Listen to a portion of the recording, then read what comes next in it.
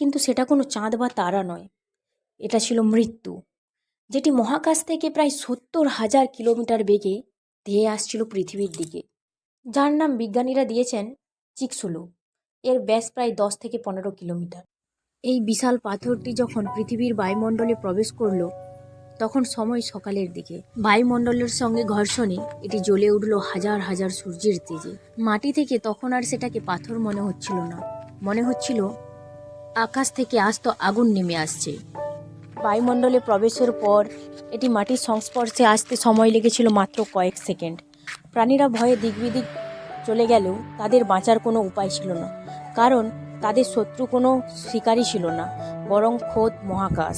মেক্সিকোর ইকোটান উপসাগরের অগভীর তলদেশে যখন গ্রহাণুটি আছড়ে পড়েছিল, বিজ্ঞানীদের ভাষায় সেই সময়টিকে বলা হয় ইম্প্যাক্ট ইভেন্ট।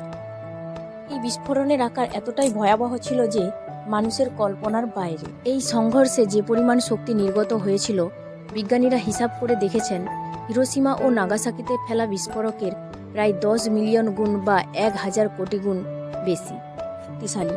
আঘাতের সাথে সাথে মাটির নিচে প্রায় 30 কিলোমিটার গভীর গর্ত তৈরি হল। মুহূর্তের মধ্যে বিশাল এলাকায় বাষ্প তৈরি হল। ইকোটান উপসাগরের চুনাপাথরের তৈরি স্তর নিমিষের মধ্যে গলে বাষ্প হয়ে আকাশে উড়ে গেল। যেখানে গ্রহাণুটি পড়েছিল সেখানে 180 কিলোমিটার চওড়া এবং 20 কিলোমিটার গভীর একটি গর্ত তৈরি হলো। এই গর্তটি এতই বিশাল যা মহাকাশ থেকেও এই গর্তটিকে ভালোভাবে দেখা যায়।